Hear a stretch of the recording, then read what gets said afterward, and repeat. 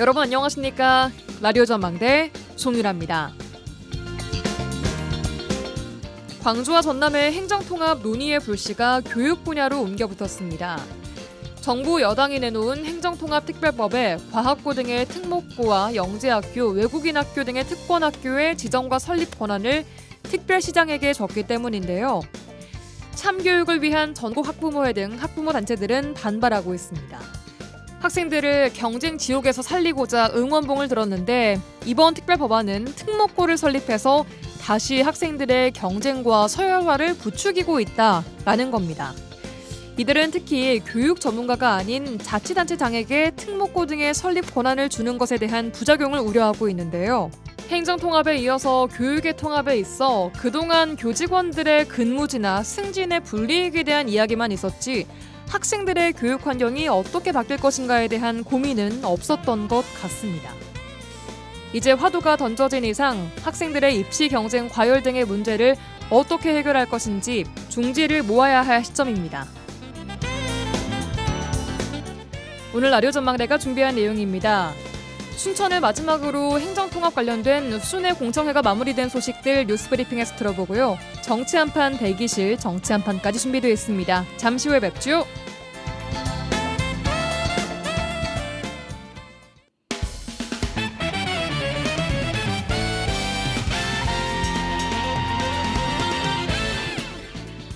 라디오 전망대 2월 3일 화요일 순서 출발합니다. 지역 뉴스부터 정리해보죠. 뉴스브리핑 여성신문의 장봉현 기자와 함께합니다. 나와 계십니까? 네, 안녕하세요. 장봉현입니다. 네, 안녕하세요. 네. 첫 소식입니다. 전남 광주 통합 관련해서 22개 시군을 대상으로 한 행정통합 공청회가 오늘 순천을 마지막으로 마무리가 됐군요. 네, 저 오늘 다녀왔는데요. 전남도는 지난달부터 시군을 순회하며 행정통합에 대한 주민 의견을 듣는 공청회를 열었습니다.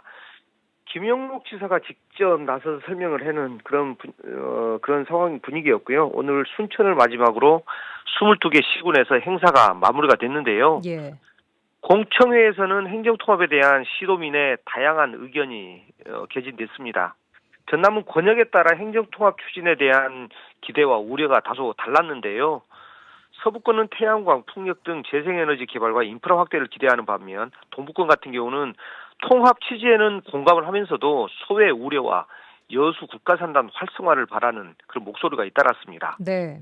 행정통합에 따른 농어촌 소외와 도시 쏠림을 걱정하는 목소리도 나왔고요. 네. 개별적으로 시도민과 소통했던 광주시와 전남도는 이번 공청회와 별도로 오는 4일부터 합동으로 찾아가는 타운홀 미팅도 엽니다. 전남도는 행정통합은 속도만큼 주민 공감과 동의가 중요한 사안으로 공청회에서 나온 의견을 정리해서 반영을 하겠다. 그런 입장입니다. 네, 이런 가운데 전남 동부권이 전남 광주 특별시장 선거의 승부처로 부상했다고요?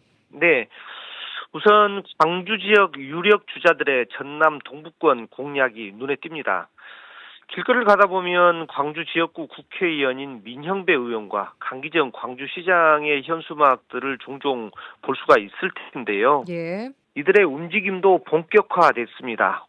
강기정 광주시장은 지난주 여수에서 광주 전남 통합 설명회를 여는 등 동부권을 공략하는 모양새입니다. 네. 민형배 의원은 순천을 찾아 경제계 인사들과 언론인들을 조만간 만날 계획이고요. 민 의원은 가장 먼저 광주 전남 통합 과정에서 소외된 전남 동부권을 겨냥해서 반도체 등 신산업 관련 정책을 내놓기도 했었죠. 예. 또 다른 입지자들의 움직임은 어떻습니까? 네, 김영록 전남지사는 재임 기간 동안 동부권을 꾸준히 공략해 지지 기반이 가장 탄탄하다 그런 평가를 받고 있는데요. 네. 신정훈 의원은 국회 행정안전위원장 직위를 활용해서 통합을 주제로 한 공청회를 직접 열며 광양 등에서 존재감을 키우고 있는 그런 모양새고요. 예.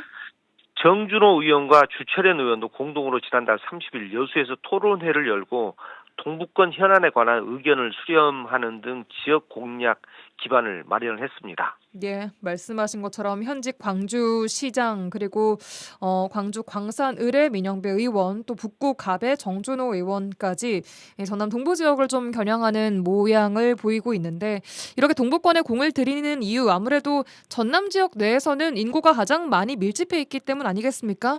네, 그렇죠. 전남 동부권이 집중 공약 대상이 된 것은 지난 12월 말 기준으로 전남 인구가 177만 9,135명이거든요. 이 가운데 여수, 순천, 광양 3개 시만 하더라도 전체 인구의 39%에 달하는 인구가 지금 살고 있습니다. 네. 또 통합시장 선거에 나설 유력 주자들 출신 지역이 전남 서부와 중부에 집중돼 있다는 점도 한몫했다고 볼 수가 있는 거거든요. 네. 김영록 지사 같은 경우는 완도 출신이고 민영배 의원은 해남 출신입니다. 그리고 강기정 광주시장은 고흥 금산면 출신이고요. 또 이계호 의원은 담양 그리고 신정훈 의원은 나주 이렇게 중부권 출신이거든요. 네. 그래서 지역에 우리 전남 동부권 출신은 주철현 의원밖에 없는데요. 강기정 시장도 고흥이니까 동부권이긴 합니다만. 예. 아무튼 우리 지역 정치권에서는 유력 주자들이 전남 동부권 지지를 얻기 위해서는 통합 과정에서 소외된 지역 여론을 달래고 이를 반전시킬 카드가 필요하다. 그렇게 지적을 하고 있습니다. 네. 그래서 최근 동부권 저번 순천시에서 그때 통합 공청회가 한번 열렸었는데 당시 동부권 소외를 우려하는 목소리가 보물처럼 쏟아졌습니다. 그래서 이를 달랠 반전 카드가 여론의 추이를 결정하지 않겠냐 그런 전망이 나옵니다. 예. 그래서 이를 의식하듯 갑자기 유력 주자들이 일제히 동부권과 반도체, 아리백 산단 이를 연결짓는 그런 정책들을 계속 내놓고 있거든요. 그게 이게 이와 연관이 됐다고 볼 수가 있는 겁니다. 네. 오늘 열린 그 통합 공청회랑 지난번에 열린 거랑은 다른 겁니까, 이게? 지난번에 열린 것은 순천시가 주도적으로 한 거고요. 오늘 열린 것은 전남도 도에서? 주관입니다. 네. 알겠습니다. 자, 다음 소식입니다. 공정거래위원회가 광양의 레미콘 업체의 담합을 적발했다고요? 네, 공정거래위원회는 광양에서 레미콘을 제조, 판매하는 7개 사업자의 민간 공사용 판매가 짬짬이를 적발해서 합계 22억 3,900만 원의 과징금을 부과하기로 결정했다고 밝혔습니다. 예. 이들 업체에 대한 시정명령도 내리기로 했고요. 공정위 조사 결과 이들 업체는 2021년 5월부터 2023년 9월 수시로 이뤄진 영업 담당 임직원 모임에서 지역 레미콘 조합 등이 관급 공사를 하면서 만든 단가표인 레미콘 납품 가격 기준 단가표가 있거든요. 예. 여기에 75% 혹은 86% 등 특정 수준의 할인율을 적용을 하기로 합의를 했습니다. 네. 그래서 이를 통해 세 차례에 걸쳐 가격을 올린 것으로도 조사가 됐는데요. 기존에는 업체별로 달랐던 세제곱미터당 레미콘 가격이 2021년 6월 인상 후에는 72,400원으로 단일화가 됐고요. 이 다음해 4월에는 86,100원으로 그리고 2023년 1월에는 91,200원까지 각각 올랐습니다. 예. 그래서 이들 업체는 인상된 가격을 수용하지 않으면 레미콘 공장 가동을 중단하겠다. 그렇게 엄포와 압박을 했고요. 그래서 건설사들은 7개 회사가 제시한 가격에 레미콘을 구입할 수밖에 없었다고 공정위는 설명을 했습니다. 네. 요런 게 올라가면 건설 원가가 올라갈 수밖에 없는 거고 그 피해는 결국에는 시민들한테 돌아오는 거 아닙니까? 네, 맞습니다. 그래서 7개 업체는 공고한 담합을 위해서 근거리 사업자 우선 공급 등 물량 배분 원칙에도 합의를 했습니다. 사전에 정한 물량을 초과한 업체는 신규 추가 납품을 거부하기도 했다고 하고요. 예. 공정위는 이들 업체 행위가 독점 규제 및 공정거래에 관한 법률에서 금지한 담합에 해당한다고 결론을 내리고 제재를 결정을 했는데요. 네. 담합으로 적발된 업체를 일일이 좀 밝힐 필요가 있을 것으로 보이는데 광양 지역 레미콘 업체인데 동양 레미콘, KW, 고려 레미콘, 또 광현 레미콘, 중원산업, 서흥산업, 전국산업이고 업체별 과징금은 2억 6,800만 원에서 4억 3,200만 원 수준입니다. 네. 이들 담합에는 광양 레미콘 시장 점유율 100%인 9개 업체가 가담을 했거든요. 거의 전부네요. 예. 예, 전부가 다 가담을 한 거죠. 예. 그래서 2개 업체는 폐업하는 바람에 이번 공정위 제재 대상은 되지 않았습니다. 알겠습니다. 일단은 뭐 다른 데 외주 업체들이 광양으로 아예 못 돌아온다고 저희 언론 못 들어오게 한다고 저희들 언론에 막 보도자료 그때 배포하고 취재도 요청하고 그랬었는데 결국 이렇게 담합을 하려고 했던 거죠. 그러니까 외부 다른 업체들은 못 들어오게 했으면서 그 내부에서는 가격을 올리면서 담합을 했다라는 게 이번에 네. 적발이 된 거죠. 네, 맞습니다. 알겠습니다. 자, 여기까지 듣겠습니다. 뉴스브리핑 여성신문의 장봉현 기자였습니다. 고맙습니다. 네, 고맙습니다.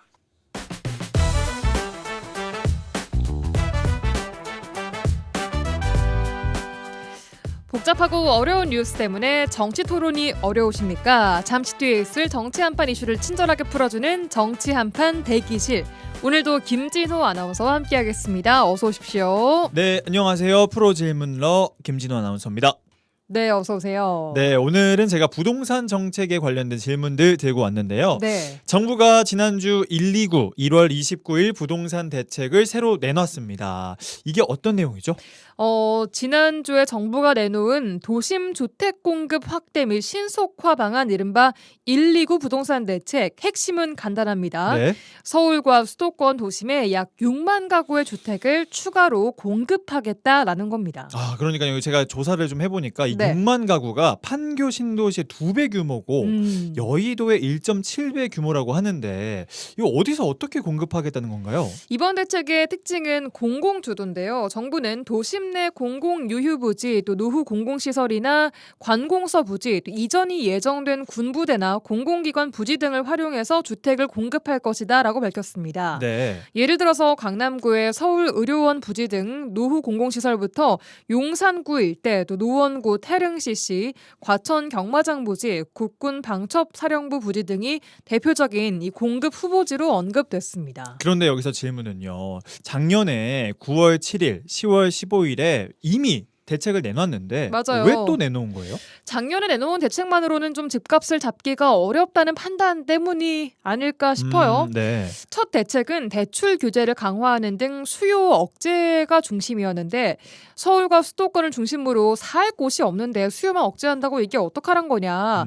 공급 부족 우려가 지속적으로 나왔고요. 이런 공급에 대한 불안 심리 때문에 최근 들어 오히려 아파트 가격이 다시 좀 큰 폭으로 오르는 모습이 보여졌기 때문입니다. 네. 또한 그동안 정부가 발표했던 공급 대책도 있긴 했는데 이것들은 거의 다 도심 접근성이 좀 떨어지는 지역에 집중돼 있다. 이런 지적이 나왔었는데 네. 이번 대책으로 한마디로 정부는 불안감이 더 이상 집값을 올리지 못하게 사람들이 선호하는 도심 지역에 가능한 빨리 물량을 풀 것이다 라는 메시지를 분명히 낸 겁니다. 그렇군요. 그러면 주변 전문가들 평가는 어떤가요? 평가가 좀 엇갈리는 모양인데요. 네. 공급 확대 방향 자체는 좀 긍정적이다라는 의견이 많습니다. 네. 하지만 공급을 확대하겠다라고 발표를 해도 당장 뭐 내일 다음 달 나오는 게 아닐 거 아니에요. 그렇죠. 실제 착공과 또 입주까지는 상당한 시간이 걸릴 수밖에 없어서 단기간에 이 집값을 안정시키기에는 한계가 있을 것이다 라는 분석도 함께 나오고 있습니다. 그나마 좀 희망적인 건 지금이 이재명 정부 집권 초기라는 건데요. 그래서 일단 초기에 이렇게 발표를 했으니까 끝날 때까지 시간이 좀 있지 않습니까? 네네. 실효성 어떨지 지켜봐야 될 것 같고 정치권 내에서 어떻게 바라보고 있는지 잠시 후에 직접 들어보도록 하겠습니다. 네, 알겠습니다. 자, 다음 질문입니다. 최근에 또 대통령이 다주택자 양도세 중과 유예기간 종료에 대해서 말을 했는데 이게 무슨 소리인지 제가 양도세 중과가 뭔가요?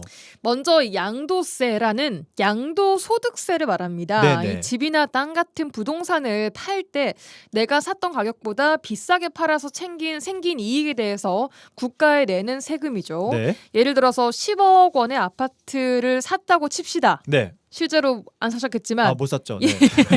근데 이거를 15억 원에 팔았어요. 네. 그럼 차익은 5억 원. 5억 원이죠. 네네. 이 5억 원에 대한 특정 비율 세금을 좀 부과를 하는 거 이게 양도세인데요. 네. 다주택자 그러니까 한 채, 두 채 이상 가지고 있는 다주택자 양도세 중과란 집을 두 채 이상 가진 사람이 정부가 지정한 규제지역 토지거래 허가구역 같은 규제지역 내에 집을 할 때는 네. 일반적인 세금보다 훨씬 많은 세금을 내도록 하는 제도입니다. 네. 참고로 작년 부동산 대책에서 서울 전 지역이 조정 대상 지역이 됐죠. 자, 다주택자에게 추가적인 양도세를 적용해서 세 채 이상 가진 사람이 집을 팔 때 내야 하는 최고 세율이 무려 82.5%에 와. 달하게 됐습니다. 그러니까 네. 시세 차익이 뭐 10억이라는 가정을 했을 때 80 10억이 집을 올랐는데 네, 8억 2천. 이상을 세금으로 내야 하는 상황이 된 거죠. 네. 그래서 집을 여러 채 가진 사람들이 시세 차익을 노리고 집을 사고 파는 투기 행위를 막기 위해 만들어진 강력한 규제 장치라 보시면 되겠습니다. 그런데 이게 좀 유예 기간이 있었던 거예요. 그렇습니다. 그동안 이런 무거운 세금 제도가 있었음에도 불구하고 그동안은 이 제도를 좀 유예시켜줬습니다. 시간을 줄 테니 높은 세금을 더 매기기 전에 알아서 잘 정리를 해라. 시간 네. 줄게. 네. 그럼 자연스럽게 집값이 좀 안정되지 않을까라는 기대였던 거죠. 네. 이 제도가 2022년도에 시작이 된 건데 어. 매년 연 단위로 정부가 좀 연장을 해줬습니다. 그래서 2026년까지 온 거예요. 아, 그래요. 그렇죠. 3년, 4년, 5년, 6년 4번 정도 연장을 해줬는데 네네. 공식적으로 이제 올해 5월 9일 이후에는 연장 안 해주겠다. 종료할 것이다. 라고 못을 박은 거죠. 더 이상 기회는 없다. 지금 마지막 기회다. 라고 얘기했습니다. 그러면 이제는 진짜로 그 전에 다 정리를 하겠네요. 그럴까요? 과연? 왜죠? 매매 절차가 일단 시간이 좀 걸립니다. 그래서 이거를 5월 9일 이전에 정리를 하려면 지금 2월이니까 지금 당장 좀 처분을 해야 되는 상황인데 네. 그래서 지금 단기적으로 좀 매물이 급하게 많이 나올 수 있겠지만 오히려 반대로 매물이 더 줄 수도 있습니다. 왜요?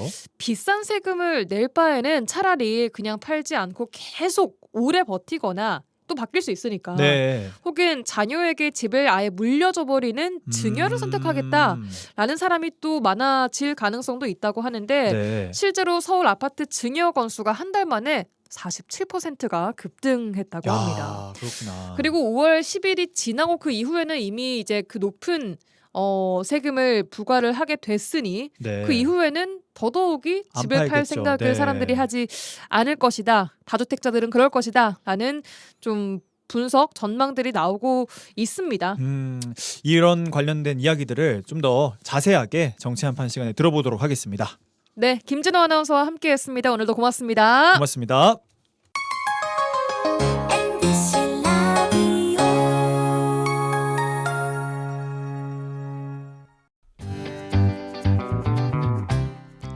지영민과 함께하는 친절한 시사. 여기는 여수 MBC 송유라의 라디오 전망대입니다.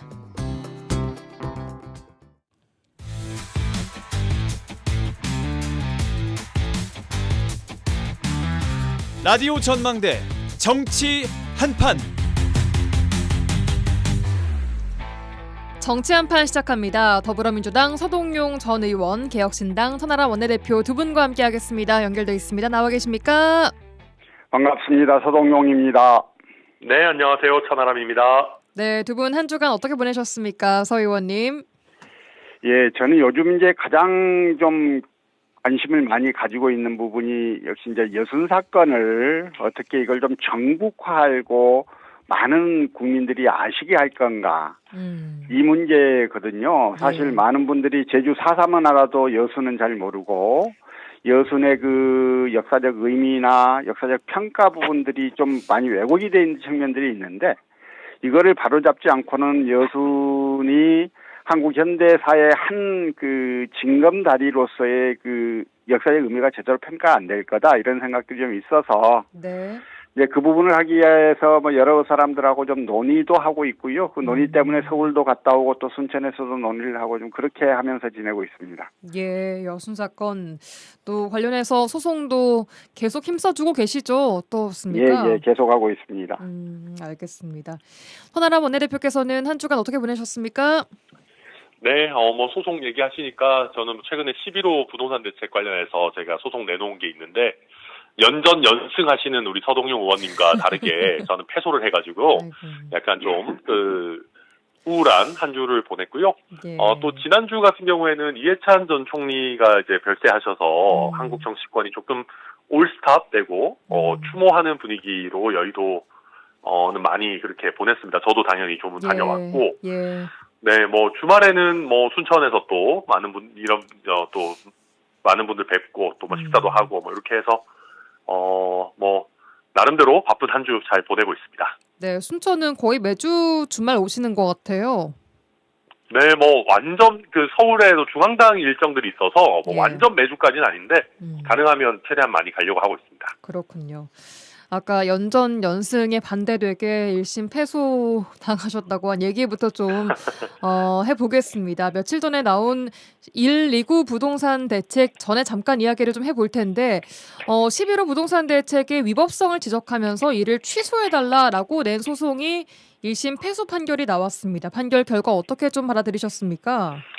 네, 뭐 아직 1심이고 이제 항소를 통해서 바로잡아야 되는 부분도 있겠지만은 제 입장에서는 아쉬움이 많이 남는 판결입니다. 이게 아주 간단하게 말씀드리면 이제 11호 부동산 대책을 내놓을 때 그게 이제 직전 3개월분 통계를 참고하도록 예. 법에 나름대로 엄격한 규정들이 있습니다.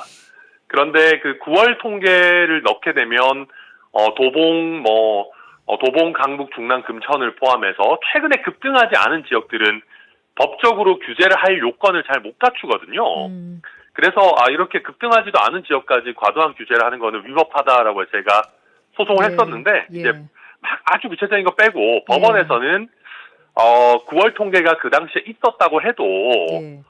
공표되기 이전 통계니까 그걸 반영하지 않고 심의해서 처분을 한 거, 그러니까 규제를 한 거는 적법하다 이렇게 보셨는데, 근데 뭐 이거는 제 입장이지만, 근데 이제 그렇게 할 경우에는 최근 통계가 있는데 그게 공개되기 전에 한 2, 3일 정도 시간 격차가 있거든요.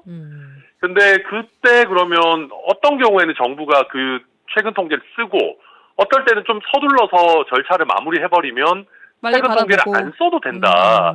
그런 결과가 되는데 이거는 모르겠습니다. 그러니까 행정법원이 아무래도 또 행정부의 재량이나 이런 걸 존중하는 경향성들이 있긴 한데 예. 저는 이거는 좀 문제가 있지 않나. 근데 그 제 입장이니까 예. 저는 그래서 이거는 좀 항소가 필요하지 않나 그렇게 보고 있습니다. 그럼 항소를 계속 다퉈보실 예정이십니까? 네네 이게 그러니까 우리가 이제 부동산 대책 이렇게 하면 네. 마치 정부가 마음대로 그런 규제를 할 수 있는 것처럼 우리가 국민들이 생각하실 수 있는데 이거 하나하나가 나름대로 국민들 권익에 대한 제한이고 그런 거는 엄격한 법적 절차를 좀 지켜야 되거든요. 예. 그래서 이걸 우리가 그냥 쉽게 정부가 하도록 내버려두면 너무 국가주의적으로 가게 될 위험성이 있어서 이 위법성 여부는 저는 항소심을 통해서도 좀 다퉈볼 그럴 예정입니다. 알겠습니다. 부동산 대책 이야기 이어가 볼 텐데요. 작년에 9.7, 11호 부동산 대책 내놓은 이후에 한 서너 달여 만에 최근에 129 부동산 대책이 나왔습니다. 이 내용 서 의원님은 어떻게 좀 보셨습니까? 예, 이제 이번은 상당히 좀 폭넓게 공급을 확대하겠다 이런 건데 네. 여전히 이제 공급을 확대하면 이 지방소멸 시대 지방소멸에 대한 대책은 있는가에 대한 고민들이 계속 있을 수밖에 없는 거고요. 한편으로 정부 입장에서는 지금 그러나 현실적으로 뛰고 있는 수도권 집값을 놔두고 갈 수는 없는 거여서 네. 상당히 좀 과감한 그 공급 대책을 내놓은 것 같습니다. 근데 이제 이 하나하나 부분들에 대해서 여러 가지 또 좀 시비들도 있는 것 같기도 하고요. 네. 어쨌든 기왕에 내놓은 정책이니까 좀 이렇게 신속하고 좀 여러 가지 것들을 잘 따져서 문제없이 잘 추진되면 좋겠다 하는 정도의 생각을 갖고 있습니다. 예. 선아람 원내께서는 지난 11호 부동산 대책이 좀 적용된 채로 일단 129 부동산 대책 추가로 나온 건데 어떻게 보셨습니까? 그 점이 사실 문제입니다. 저도 서 의원님 말씀하신 거에 대체로 동의하고, 예.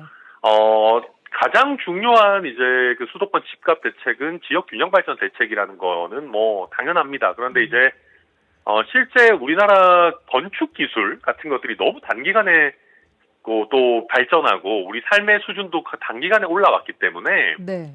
그 서울의 신축 아파트가 이 정도로 각광받는 거는 사실은 유럽에서는 50년, 100년 된 집에도 살지 않냐라고 하지만 우리는 40년 전, 30년 전에 지은 집이 우리가 지금 살기 좀 불편하거든요. 예. 그러다 보니까 희소성이 있는 서울 지역에 좋은 위치에 신축 아파트들이 말도 안 되는 가격, 이혜훈 후보자 아파트는 90억, 100억을 한다는데, 그러니까 이렇게 가고 있는 거거든요. 그래서 어느 정도는 신규 주택을 공급해줄 필요가 있습니다. 노후 주택에 대한 어떤 대체는 필요한 거니까요. 네. 근데 이제 문제는 이번에 공급 대책은 과거에 했던 것들의 어떤 재판 아니면 용산에서 기존의 서울시는 한 8,000호 정도 가능하다는 걸 한 10,000호 정도로 좀 늘리는 예. 그런 형태여서 이게 사실 엄청나게 대단한 효과가 나오거나 완전히 새로운 그런 건 아닌 것 같습니다. 근데 말씀 주신 것처럼 이게 어쨌든 노후 주택을 대체하는 효과가 있어야 되는데 지금 11호 부동산 대책 때문에 재건축 재개발이 사실상 올스탑된 상황이거든요. 예. 이게 서울 지역에 재건축 재개발 진행되는 단지가 총 합치면 호수로 치면 한 40만 호 가까이 된다는데 예. 이거는 올스탑 시키고 6만 호 서울로 치면 한 3만 호 정도를 공급한다라고 이걸 공급 대책으로 내놓는다는 거는 저는 앞뒤가 조금 맞지 않다. 이럴 거면 재건축 재개발도 어느 정도는 풀어줄 필요가 있다 그렇게 봅니다. 알겠습니다. 서 의원님 그럼 이어서 이번에는 이 집값 안정 현실화 될 수 있을 거라고 좀 보십니까? 어떠세요? 잘 모르겠습니다. 지금까지 제가 이제 국회의원 할 때 문재인 정부에서 나름 힘찬 대책들을 여러 개 내놨는데 네. 그게 이제 안 됐단 말입니다. 결국. 예, 그래서 결국은 그 결과 저희가 서울, 부산 그 시장 재보궐선거에서도 다 내주고 대선마저도 내주고 그래서 결국 윤석열 정권의 탄생을 가져왔던 건데요. 좀 성공하기를 바랍니다. 근데 제가 이 부동산 이 문제, 이 세심한 문제에 대해서까지는 제가 깊이 있는 지식이 없어서 그런지 아직 이렇게 하면 이게 확실히 집값을 좀 잡겠구나 하는 그런 확신 있는 정책들을 저는 아직 못 찾고 있어요. 제 스스로도. 그래서 이제 정부가 여러 가지를 좀 고려해서 내놓은 대책들이니까 좀 예. 기대를 가지고 지켜보면 좋겠다는 정도의 생각을 가지고 있습니다. 알겠습니다. 대통령이 최근에 또 조정지역 다주택자 양도세 중과 유예 기간이 이번이 마지막 기회다라는 메시지까지 내고 있는데 천 대표님께서 보시기에는 이번에 집값 안정 좀 성공할 거라고 보십니까? 어떠세요? 사실은 쉽지 않습니다. 최근까지도 이제 이재명 대통령께서도 쉽지 않다는 취지로 말씀하셨고 또 세금을 가지고 부동산 잡지 않겠다 이런 취지로도 여러 번 얘기하셨다가 요즘 또 이제 굉장히 강경하게 하루에도 SNS 글을 3-4개씩 쓰시면서 심지어는 호스피 5천 아니면 계곡 정비보다 부동산 잡기가 쉽다 이렇게 하시면서 이제 예. 막 얘기를 하시는데 그러니까 다주택자 양도세 이제 완화해주는 기간을 5월 9일까지 제한한다고 해서 예. 그때까지 다주택자들이 모든 집을 다 팔 거냐? 사실 그렇지 않거든요.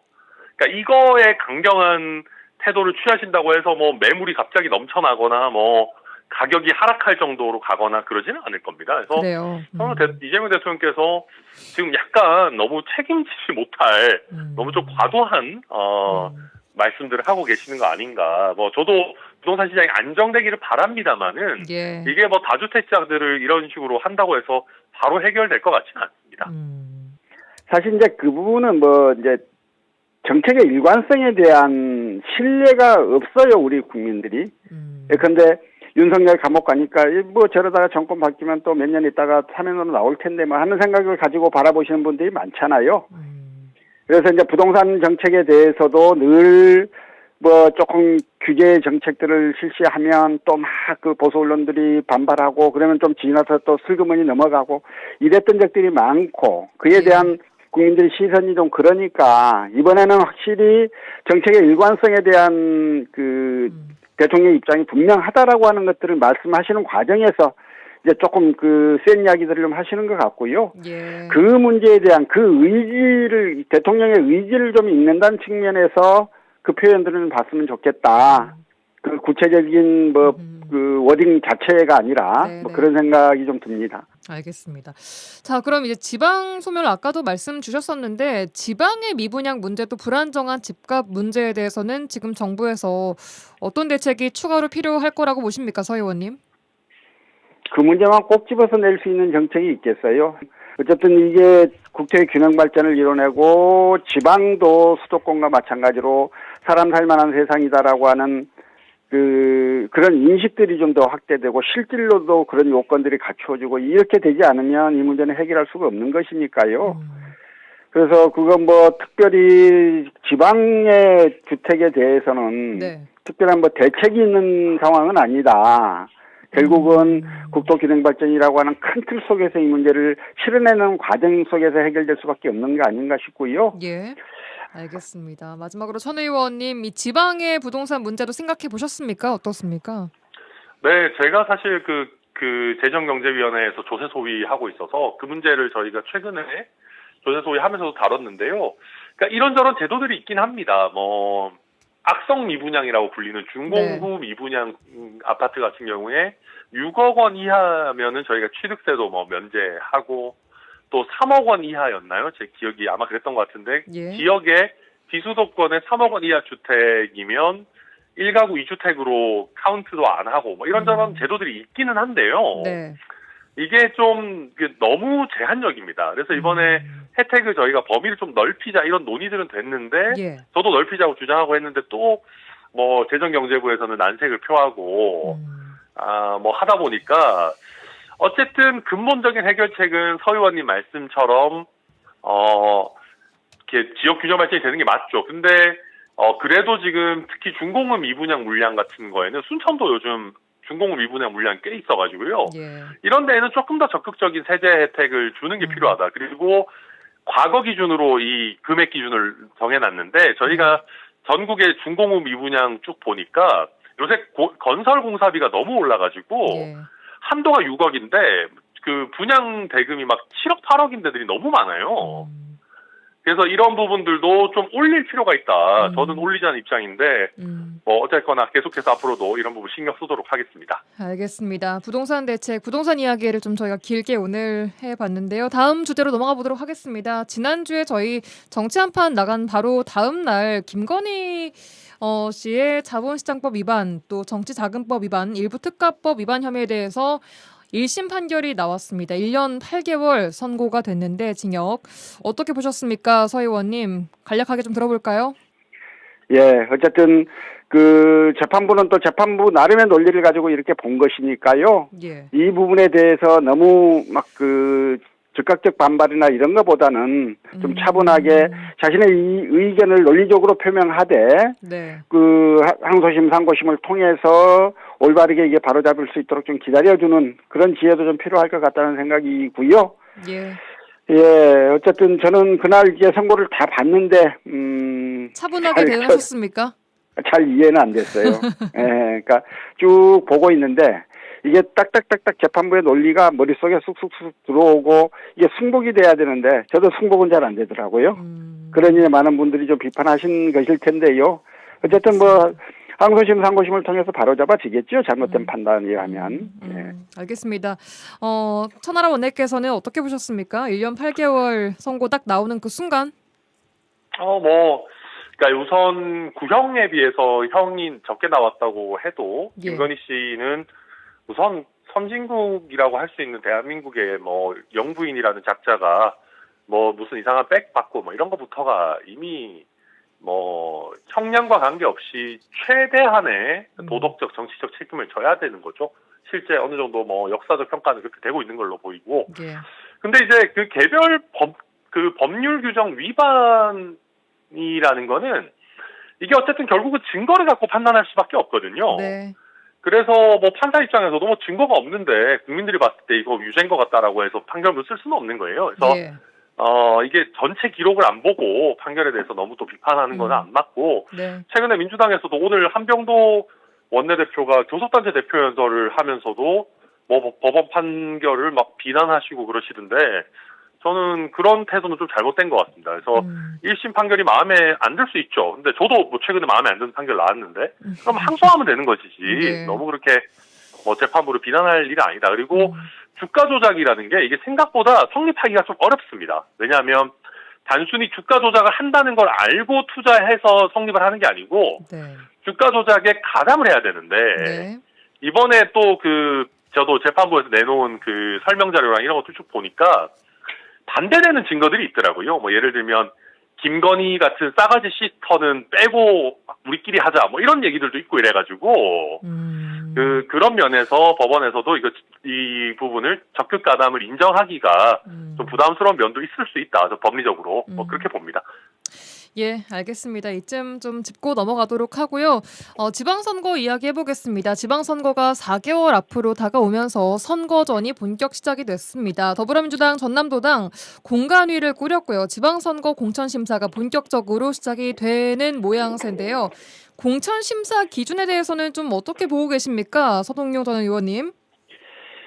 일단 정청래 대표가 인위적 컷오프를 최소화하겠다. 가능하면 경선을 통해서 당원들이 판단하도록 하겠다. 이제 이런 원칙들을 정해놓고 있는 거잖아요. 네.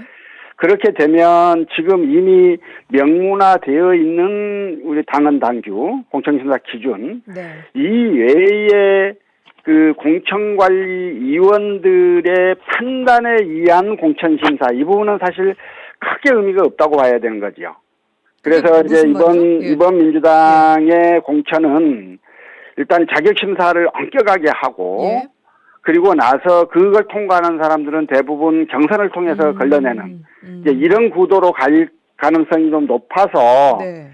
사실은 그냥 명문화되어 있는 공천심사 기준 말고 다른 부분들은 크게 변수로 작용할 가능성은 좀 적어진 게 아닌가 예전에 비해서 이번은 좀 그렇게 가겠다는 게 뭐 정청래 대표의 생각이고 이미 발표된 내용이어서 저는 뭐 그렇게 흘러가지 않을까 하는 생각을 가지고 있습니다. 그 하위 20%에 누가 들어가면 이게 페널티를 받게 돼서 사실상 컷오프 위기에 놓이게 되는 거 아니겠습니까?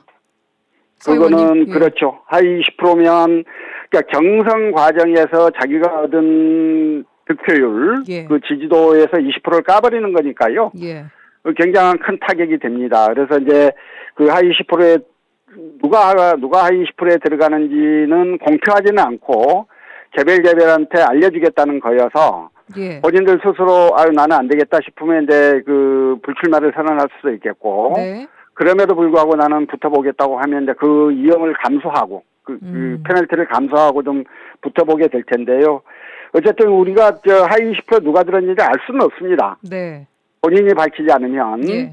그래서 이제 그러나 어쨌든 이게 경선 결과에 큰 영향을 미치는 건 사실이죠. 좀 더 상황을 지켜봐야 될 것 같습니다. 어쨌든 이게 움직임에 따라서 티가 나지 않겠습니까? 이 사람이 하위 20%에 들어서 지금 이렇게 행동을 하는구나라고 대략적으로 알게 될 텐데 지역 정치판도 좀 바뀔 수 있을 거라고 보십니까? 서 의원님 이어서. 그래서 이제 다른 이유 때문에 불출마를 선언하신 분도 다 이제 제가 하위 20%인갑다 이렇게들 그 생각을 좀 하시게 되니까 좀 오해가 있으신 분들도 계실 텐데요. 어쨌든 하위 20%에 걸린 사람은 나오든 못 나오든 그게 나름 이제 현역들이니까 경쟁력이 나름 있는 사람들이 빠지게 되는 거여서 예. 판세 전체에 큰 영향을 미치는 건 사실이죠. 알겠습니다. 이런 천 원내대표님 개혁신당에서는 어떤 공천 룰 시스템 좀 준비하고 계십니까? 저희는 준비가 아니고요. 사실 아직 많은 분들이 잘 모르셔서 그러는데 이미 공천 돌입했고 상당수 후보자들의 공천을 줬습니다. 저희는. 그렇습니까? 네네. 저희는 이미 이번 지방선거 앞두고 예. 100% 온라인 공천 신청 또 심사 시스템을 만들어서 저희는 온라인으로 벌써 지금 200분이 훌쩍 넘는 분들이 공천 신청을 하셨고요. 예. 그중에 한 50명 정도는 벌써 공천 면접을 받고 예. 한 30-40명한테 이미 저희가 벌써 공천을 드리고 있거든요. 그래서 이제 저희는 공천 프로세스 진행 중이고 공천 룰이라는 거는 뭐 다른 정당들하고 비슷한데 조금 특이하다면은 저희는 이제 윤창호법 이후의 음주운전은 원 스트라이크 아웃으로 해서 한 번만 있어도 네, 굉장히 엄격한 룰 적용하고 있고 예. 뭐 당연한 얘기지만 뭐 그 외에 이제 여러 윤리적 도덕적 기준들 좀 굉장히 좀 깐깐하게 보고 예. 아무래도 이제 개혁신당에 이번에 오신 분들 보면 정치적 경력이나 인지도는 좀 짧더라도 예. 굉장히 능력 있고 참신한 또 뭐 세대적으로도 좀 젊은 분들이 많거든요. 그러다 보니까 약간 지역사회에서 좀 더 이렇게 새로운 바람을 일으킬 수 있지 않을까 기대하고 있습니다. 예. 그럼 후보 어디에 얼마나 낼 건지까지 좀 정하셨습니까? 네, 뭐 저희가 이제 신청 받아봐야 되겠는데 지금 계속 받고 있는데요. 지금 전국적으로 뭐 굉장히 많은 지원자들이 오고 있어서 예. 저희 하고 있고, 지금 뭐 우리 전남 동북권 같은 경우도 예. 아무래도 이제 뭐 조금 다인 선거구나, 또 네. 이제 비례의원 이런 위주로 조금 이제 하겠다는 의지를 보이시는 분들이 있어가지고 네. 지금 뭐 논의를 진행하고 있습니다. 아직 뭐 어디에 몇 명 이런 것까지는 구체적으로는 아니고요. 네네, 아니 뭐 전국적으로는 제가 뭐 데이터를 갖고 있는데 뭐 전국 단위를 뭐 말씀드릴 건 아니고, 알겠습니다. 그렇습니다. 예, 알겠습니다. 자, 계속해서 광주 전남 행정통합 이슈. 지역에서 연일 뜨거운데요. 지난주에는 더불어민주당이 당론으로 특별법안을 발의를 했습니다. 그런데 특별법안 내용에 정작 전남의 수건사업인 국립의대가 특례에서 좀 빠져 있었고 그 외에도 아쉬운 내용들이 있다라고 목소리들이 좀 나오고 있습니다. 어떻게 보셨습니까, 서 의원님? 예, 일단 뭐 전남도 의회가 이제 그 부분에 대한 발표도 했더라고요. 예. 통합국립의과대학 신설 추진이 빠져 있더라. 이거는 넣어달라고 하는 요구. 예. 그다음에 명칭 약칭으로 관련해서, 사용하기로 예. 했다라는 뭐 강주특별시 이거 사용하지 말고 전남 강주특별시라는 공식 명칭만 사용하자 몇 가지 요구 사항을 넣었던데요. 네. 예, 제가 이제 이 지금 그 안에 있지 않아서 잘 모르겠습니다. 이 당론이면 보통 그 정부하고도 좀 상의를 마치고 당론 발의하는 경우도 있고, 네. 아니면 정부와의 상의는 발의 이후 할 생각으로 우선 당의 입장들을 좀 정리하는 게 그런 경우도 있는데요. 예. 앞으로 처음에 이제 광주시하고 전라남도에서 마련했던 초안, 네. 거기에는 사실 행정부에서 받아들이기 힘든 내용도 좀 상당히 들어있다 이런 느낌이었고요. 어떤 이게 이제 부분에서요? 앞으로 좀, 예. 그러니까 여러 가지 특례들을 요구를 하는데, 네. 행정부 입장에서는 그렇게 되면 다른 데와의 형평성 뭐 이런 것들 때문에 좀 받아들이기 힘든 부분들이 상당히 있었어요. 여러 가지 지원도 마찬가지고 특례 조항들이 좀 너무 많이 담겨 있다는 느낌들이었거든요. 네. 근데 이제 그런 부분들이 얼마나 정부와의 협의 과정에서 좀 조정될지는 지켜봐야 할 것 같고, 예. 그 다음에 이제 국립의대 문제는 사실 이제 그와 별개로, 그러니까 행정통합과 별개로 좀 논의가 되어 왔던 문제고, 또 어느 정도 보건복지부에서도 그 찬성 입장을 가지고 있는 걸로 이미 밝혀진 거니까요. 네. 이 특별법에 꼭 그게 들어가지 않는다고 해서 추진이 안 될 문제는 아니지 않을까 하는 생각은 있습니다. 네. 내용들은 논의 과정도 좀 지켜봐야 될 것 같습니다. 예. 천 의원님, 지난주에 더불어민주당이 이제 당론으로 특별 법안을 발의를 했단 말이죠. 대전, 충남, 또 네네네. 광주, 전남. 지금 뭐 국회 내부에서의 분위기는 좀 어떠하며 또 특별 법안, 전남, 광주 특별시 관련된 내용은 어떻게 보고 계시는지 궁금합니다. 아니, 우선 지금 저는 예. 이번 법안이 문제가 예. 의대 신설을 모든 지역에서 다 빼면은 저도 그래, 행정부랑 협의를 거쳐서 뭐 하겠지 이해를 할 수가 있을 것 같은데요. 예. 이게 더불어민주당 당론 법안인데 대전 충남 통합 법안에는 아예 되게 명시적으로 의대 신설을 넣어놨어요. 뭐 국립공주대학교 그다음에 카이스트의 의전원을 설립하겠다라는 거를 아예 법안에다가 명시를 해버렸거든요. 네. 근데 이거를 지금, 그러니까 저는 이거 보면서 어떤 느낌을 받았냐면, 대전 충남은 선거가 어쨌든 경쟁이 치열하니까, 네. 이런 식으로 카이스트랑 공주대학교에 의대 신설을 하는 걸 아예 집어넣고, 예. 광주 전남은 통합을 하든 안 하든 어쨌든 민주당이 가져가는 거니까, 뭐 이런저런 핑계 대면서 이거 안 넣는구나. 그렇게밖에 생각이 안 들어요. 그러니까 뺄 거면 다 빼야죠. 만약에 이게 정부랑 뭐, 협업이 진행 중이고, 뭐 이런저런 뭐, 어차피 될 거다, 이런 거면. 네. 근데 저는, 그래서 이런 것들을 보면서, 지금, 광주 전남에 대해 가지고, 특히 전남 지역에 대해서, 너무 잡아놓은 물고기 취급을 심하게 하고 있는 거 아닌가. 이거 저는 부당하다고 봅니다. 그러면 특별 법안에 들어갈 내용부터 더 강력하게 요구를 하는 부분이 있어야 됐었다라고 보시는 거네요. 네, 저는 그렇게 보고요. 이제 전남도에서 좋은 지적했다고 보고, 지금, 광주 전남, 특히 우리 전남의 전석이다, 지금 민주당인데, 이거를 그냥 이렇게 되게 느슨하게 그냥 지나간다? 저로서는 좀 이해하기가 어렵습니다. 그러면은 이제 국회 본회의 상정 전까지 당정과 협의를 지속하겠다라고 일단 밝히기는 했는데, 앞으로도 이런 문제들이 반복될 수 있을 거다, 나아지지 않을 거라고 보고 계시는 것 같아요, 천 의원님.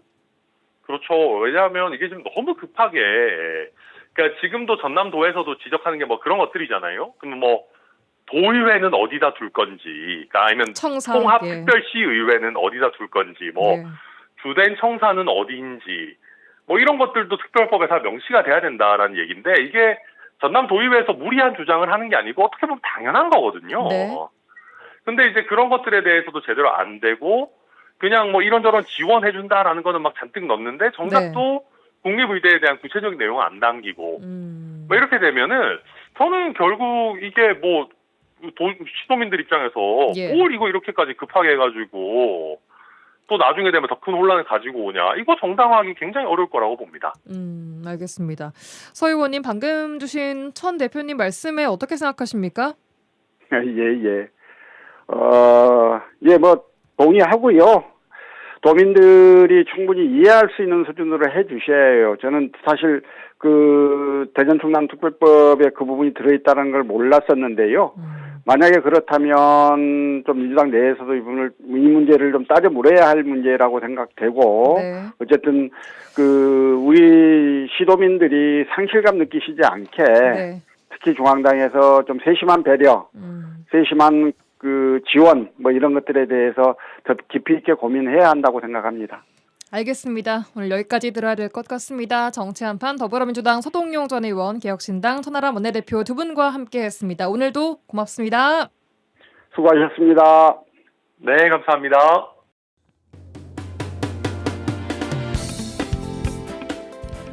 라디오 전망대가 2월 3일 화요일에 준비한 내용은 여기까지입니다. 내일 돌아오겠습니다. 구성 이선화, 연출 송유라였습니다. 고맙습니다.